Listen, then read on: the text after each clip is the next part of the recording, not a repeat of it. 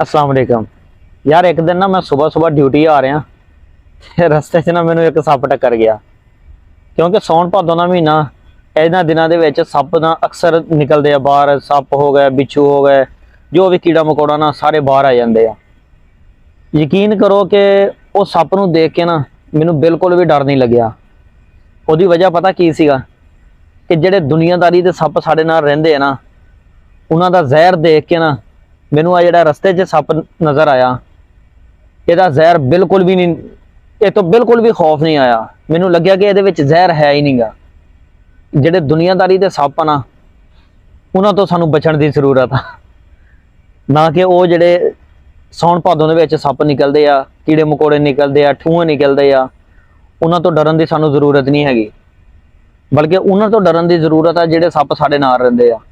ਉਹਨਾਂ ਦੇ ਵਿੱਚ ਉਹ ਜਿਹੜੇ ਅੱਜ ਕੱਲ੍ਹ ਸੱਪ ਨਿਕਲਦੇ ਨਾ, ਉਹਨਾਂ ਨਾਲੋਂ ਜ਼ਿਆਦਾ ਜ਼ਹਿਰ ਆ।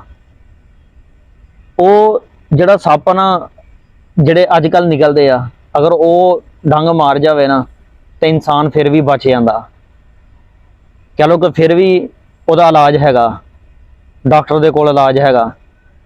ਲੇਕਿਨ ਜਿਹੜੇ ਨਾਲ ਸੱਪ ਰਹਿੰਦੇ ਆ ਨਾ, ਅਗਰ ਉਹ ਡੰਗ ਮਾਰ ਜਾਣ ਨਾ, ਉਹ ਆਪਣਾ ਜ਼ਹਿਰ ਦੂਸਰੇ ਦੇ ਅੰਦਰ ਪਾ ਜਾਣ ਤੇ ਉਹ ਇਨਸਾਨ ਦੇ ਬਚਣ ਦੀ ਮੇਰਾ ਖਿਆਲ ਹੈ ਕਿ ਇਮਕਾਨ ਨਹੀਂ ਹੁੰਦੇ। ਬਾਕੀ ਤੁਸੀਂ ਖੂਬ ਸਮਝਦਾਰ ਹੋ, ਤੁਹਾਨੂੰ ਸਮਝਾਉਣ ਦੀ ਜ਼ਰੂਰਤ ਨਹੀਂ ਹੈ।